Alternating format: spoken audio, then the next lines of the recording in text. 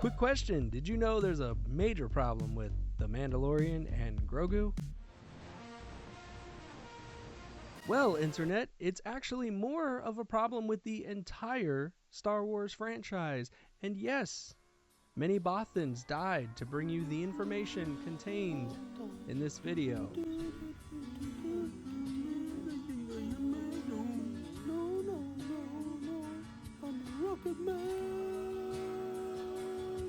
Hello there. I'm Chaseface, and today we're talking about, you guessed it, The Mandalorian and Grogu. A film title so creative it sounds like an Italian chef created a new recipe. It's a Mandalorian with the side of a Grogu. Now I want to be clear, this is not a review. No, this is more of a eulogy for the massive cultural event that Star Wars movies used to be. Because something has gone very, very wrong. And I think I know what it is. See, there was a time, and older people in the audience will remember this, when a Star Wars movie didn't just come out. It arrived. Its marketing was everywhere around you. The Star Wars series has been the most profitable in the history of movie making. The first two in the series, Star Wars and The Empire Strikes Back, have grossed about $900 million from ticket sales. But that's only the beginning. Merchandise tie-ins have brought an additional $2 billion in retail sales. And this third movie in the series, Return of the Jedi, is bringing with it the biggest merchandise and promotional blitz ever to come out of Hollywood. You couldn't escape it, because George Lucas crafted this creative empire. It was a technological revolution that changed the way we see movies. VFX, sound, toys, merchandise, licensing, theme parks, etc. And everything revolved around the latest Star Wars movie that was in theaters. The film is breaking attendance records all over the country. Not since Jaws have so many people stood in line to see a movie. It was as if it was the only thing that mattered in the whole world, at least for a brief period of time. People called in sick to work. Children skipped school. Probably. I don't know. But what I do know is that energy is gone.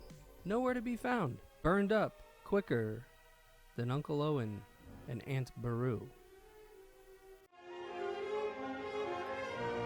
Yes, box office analysts had predicted The Mandalorian and Grogu would open to around 71 million, which would make it the lowest opening Disney Star Wars film of all time, undercutting Solo, which, lest we forget, was considered a massive disappointment. And you might say, well, 71 mil is decent.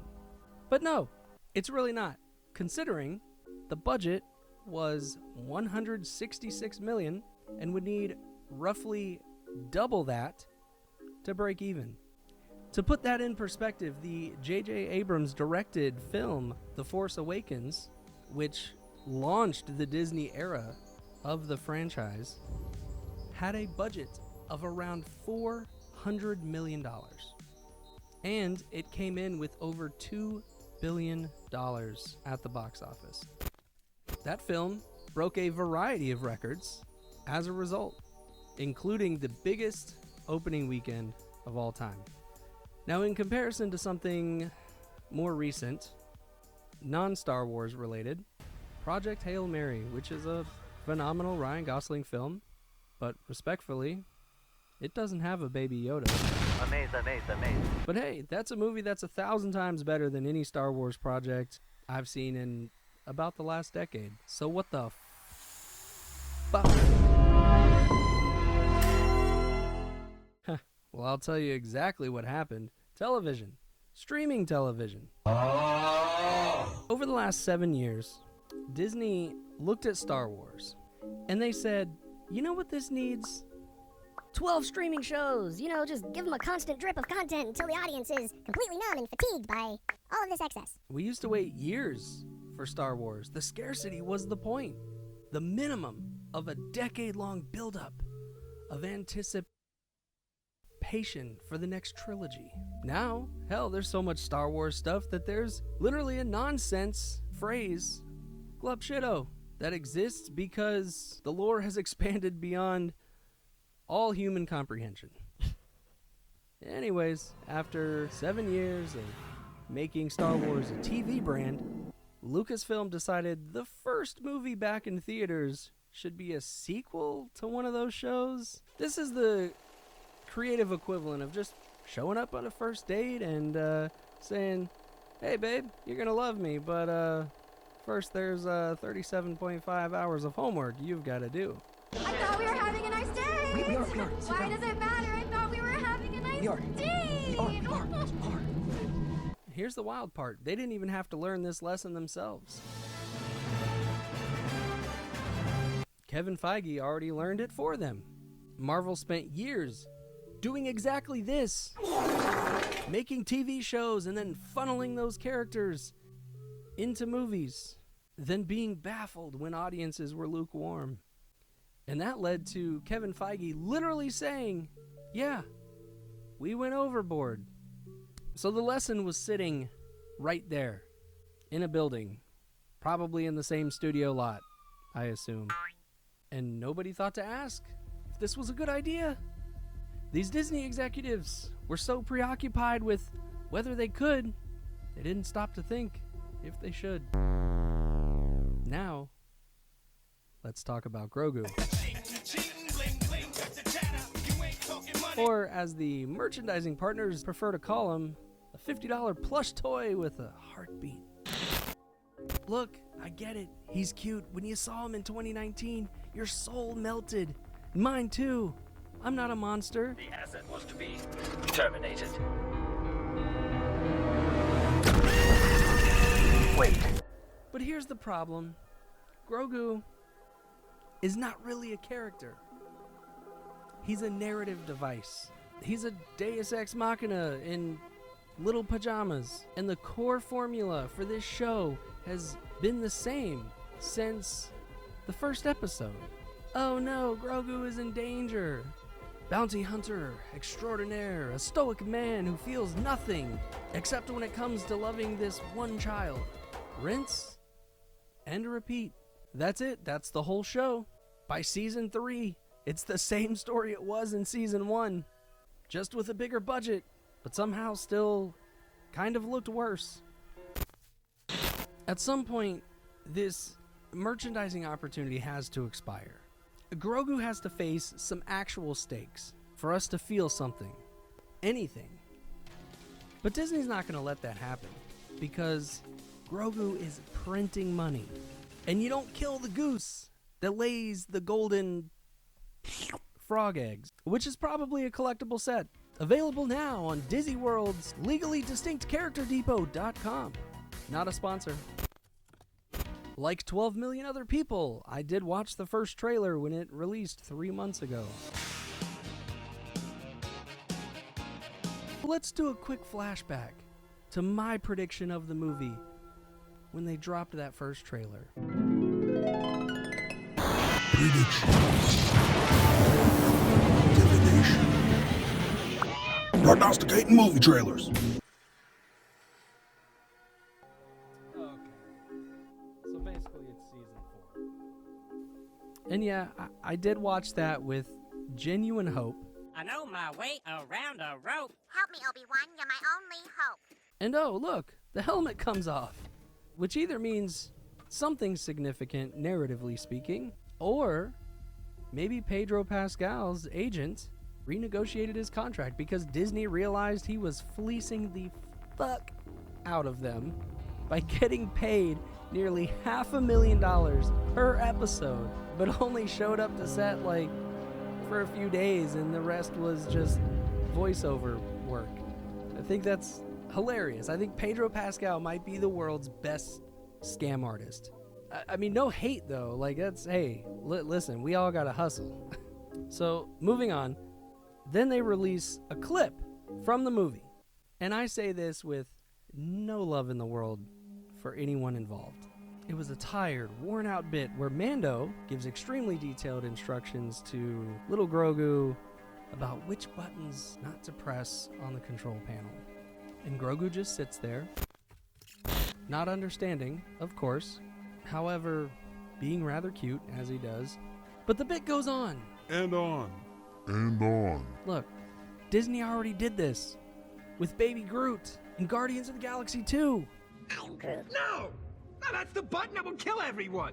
Even Grogu himself has already done this bit in a previous season of The Mandalorian. We've already done this. Oh, but hey, props to Martin Scorsese for landing a role in this movie. Something funny? Yeah. It's not something I had on my bingo card. I genuinely cannot explain this.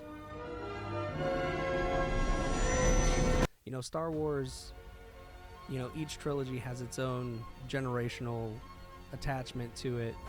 And I think it really just depends on which one you grew up with. If I was like 10 to 15 years younger, I would probably enjoy the prequel trilogy.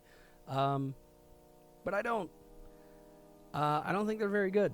But that's just my opinion. We're all entitled to our own opinions. But there is one thing, unobjectively speaking, that has changed. And it's that, historically, Star Wars movies do gangbusters at the box office. Like I've already ranted about. I mean, they were major cultural events.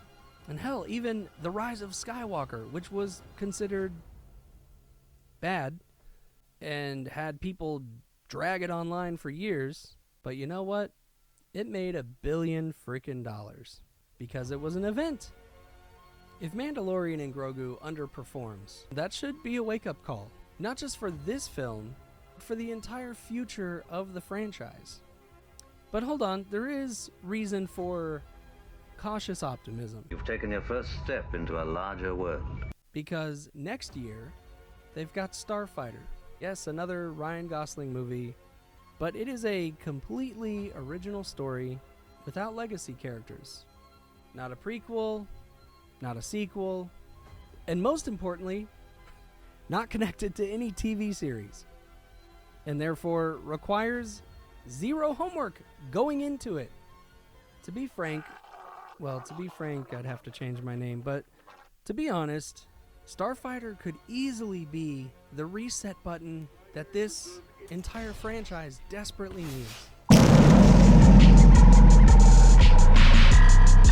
Over the past 7 years or so, we've sadly witnessed Disney cannibalize Star Wars as it was gutted, reduced to cheap television. And that, for me and many others, is what makes Star Wars feel so bombastic, so unremarkable. Too much like homework. Feels like it's become somewhat of a burden, with excess baggage that the casual viewer won't want to deal with. Furthermore, with little to no stakes, there's just not much reason to maintain a vested interest. You want your steak? Yeah, right now. Good. Here's your steak.